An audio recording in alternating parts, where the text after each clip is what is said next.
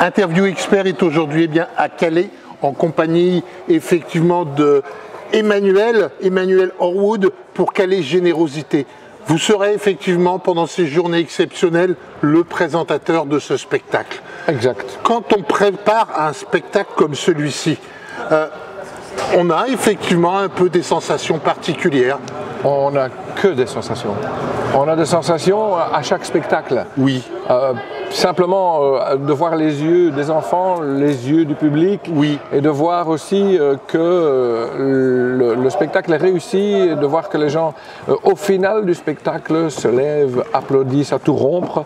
Je veux dire, ça c'est la récompense qu'on a, et ça veut dire qu'on a bien fait notre travail. Il me semble que vous êtes tombé dedans un peu quand vous êtes petit. À partir de 18 ans, vous avez commencé dans ce contexte particulier qui est le spectacle, le cirque. C'était votre passion première ? Mais pas vraiment, j'ai découvert ça, j'ai découvert ça quand j'étais enfant, simplement par l'extérieur du cirque, c'est-à-dire oui. Les chapiteaux, les convois, les camions, tout les ça, animaux. Ouais, voilà, tout ce qui était coloré, tout ce qui se déplaçait, les montages, les démontages, les transports, ça m'a d'abord passionné. Oui. Et c'est après seulement que j'ai découvert l'intérieur, j'ai découvert ce qui se passait sous le chapiteau, et là, la passion vraiment est née. Donc, entre guillemets, vous avez tout appris sur le tas. Oui, exactement, on peut dire ça.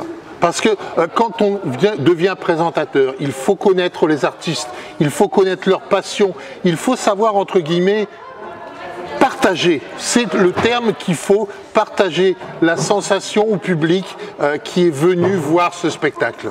Oui, en quelque sorte, les artistes eux-mêmes déjà font passer la passion de toute leur vie. Ce qu'ils font ici, c'est un accomplissement de ce qu'ils ont toujours voulu faire, c'est leur passion à eux aussi. Ils n'imagineraient pas de faire autre chose, et ça, c'est quelque chose qui nous est venu à nous aussi.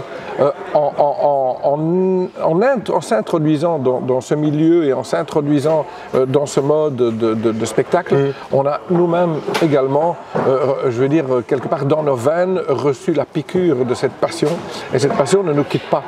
Entre guillemets, Emmanuel, vous êtes tout simplement le fil rouge entre les artistes et le public. C'est ça, c'est-à-dire, oui, fil rouge, on peut le voir comme ça, c'est surtout aussi le fait de ne pas avoir de temps mort entre les numéros, et le fait que le spectacle soit continu, et qu'il n'y ait pas de moment où rien ne se passe. Il faut, comme on dit, remplir les petits moments vides, et c'est simplement ça, parce qu'en fait, je pourrais très bien ne pas être là du tout, et je pourrais simplement dire le mot de bienvenue et le revoir, oui. Mais il y a pendant le spectacle des moments où il faut soit mettre l'artiste en valeur, ou soit il faut remplir un petit moment et expliquer certaines choses aux gens, pour leur faire comprendre ce qu'ils sont en train de voir, et pour leur faire savoir que ça, c'est pas quelque chose qui se fait en un claquement de doigts, mais c'est quelque chose qui est travaillé durant des mois, des années, des heures, des jours,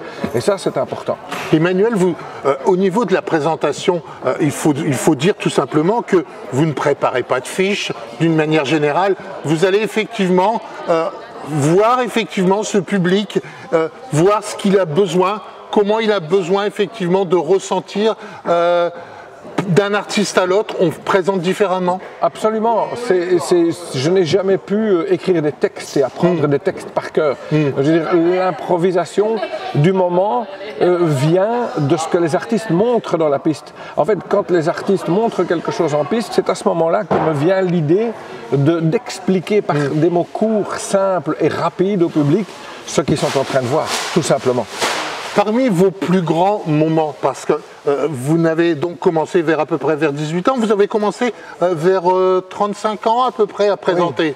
Oui, oui, c'est ça, c'est ça. C'est pas quelque chose que j'ai appris, c'est quelque chose qui m'est venu comme ça. En fait, lorsqu'on a décidé de produire nous-mêmes nos spectacles... Car vous êtes producteur. Ouais, voilà.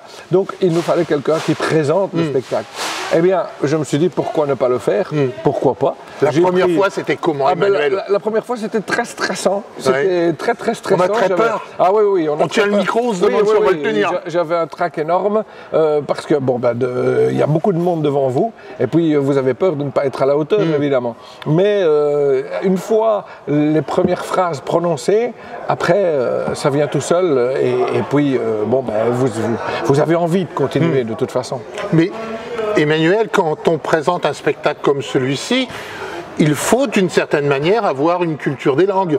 Vous pouvez nous dire quelques mots dans les différentes langues que vous connaissez? Oh, ben non, mais je préfère tout vous dire en français, ce sera plus facile pour les gens qui nous écoutent. Mais, je veux dire, dans le cirque, on a plusieurs langues qui sont parlées, c'est l'espagnol, l'anglais, le français et l'allemand. Et le néerlandais? Oui, mais le néerlandais moins. C'est surtout l'allemand, l'anglais et l'espagnol, et aussi un peu d'italien. Ce sont les langues les plus parlées dans le milieu des artistes. Et à partir du moment où vous connaissez plus ou moins ces langues-là, vous pouvez communiquer avec tout le monde. En parlant d'italien, votre plus grand moment, ça s'est passé en Italie?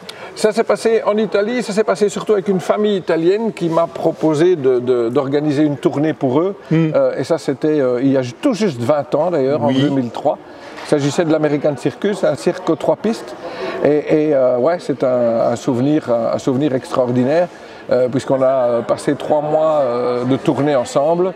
C'était un cirque aux 3 pistes avec un chapiteau de 3000 places. C'est un souvenir qui va me rester gravé à jamais. Ce cirque 3 pistes, moi je l'ai déjà vu dans un film qui à la fin, effectivement, malheureusement, ce chapiteau prenait feu.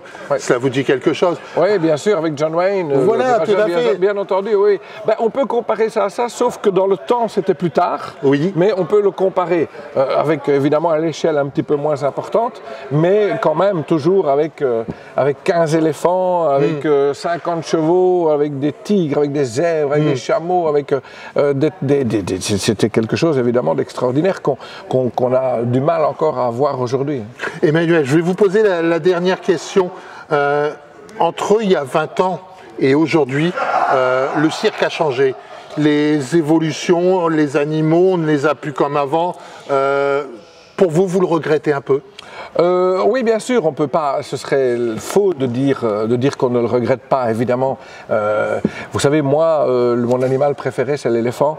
Mon plus grand regret, mais je sais pas, c'est quelque chose qui m'est venu comme ça. Je veux dire, c'est comme la passion du cirque, hein, ça vous choisissez pas. Hein. Et mon plus grand regret, ne plus avoir d'éléphant dans les spectacles, parce que c'est l'éléphant, pour moi, l'animal emblématique du cirque. Mais voilà, aujourd'hui, c'est comme ça. Les choses ont changé, comme vous dites, et on s'est adapté. Heureusement, tout ça n'a pas altéré à la qualité des spectacles et non plus à la fréquentation du public. Sans dévoiler effectivement, parmi les différents spectacles que nous aurons, du moins tout au long de ces différentes journées, quels seront les animaux que nous aurons? Alors, on a choisi cette année de faire un petit peu original, c'est-à-dire que nous avons eu dans les années précédentes des chevaux, des cavaleries, et cette année on a aussi amené une cavalerie, mais une cavalerie d'ânes. Ah bon? On avait justement envie de montrer qu'ils sont aussi capables de faire ce que font les chevaux et qu'ils sont loin d'être bêtes. Après ça, on a aussi un numéro de chiens. Là, c'est un petit peu le fait de montrer aux enfants, aux parents, aux familles que les chiens qu'ils ont à la maison, eh bien, ils sont aussi capables de faire plus que simplement accompagner les familles dans leur vie quotidienne. Et donc, on a voulu montrer ça avec un numéro de chien. Et à côté de ça, on a aussi un numéro de chameau, qui reste aujourd'hui qui restent des animaux domestiques. Et on a d'énormes chameaux qui font impression dans la piste. Et voilà, donc il faut toujours qu'on ait une partie animalière dans nos spectacles, on ne pourrait pas l'imaginer sans. Emmanuel, donc on vous retrouvera entre le 13 et le 24 octobre pour Calais Générosité, pour Calais quelque chose d'exceptionnel. Vous aurez effectivement votre habit de lumière. Quand on met l'habit de lumière, on n'est plus la même personne. Ah, écoutez, oui, on est obligé d'être une personne différente. À l'intérieur, on reste le même, mais à l'extérieur, évidemment, on joue son rôle. On joue le rôle qu'on a obligatoirement, il faut qu'on le joue, mais on reste la même personne à l'intérieur. Et quand on enlève l'habit, on est à nouveau la personne qu'on a toujours été. Emmanuel, merci beaucoup pour cette interview. Je vais donc vous laisser effectivement repartir pour la présentation et la préparation de ces moments exceptionnels. Donc ce sera, je vous le rappelle, Calais Générosité du 13 au 24 octobre à Calais, du côté du bassin ouest. Un moment inoubliable à venir. Et puis je vous rappelle bien sûr que le prix des places est en moyenne de 8 €. Emmanuel, merci beaucoup. Et puis très très bon moment dans les Hauts-de-France et particulièrement à Calais. Avec plaisir, merci.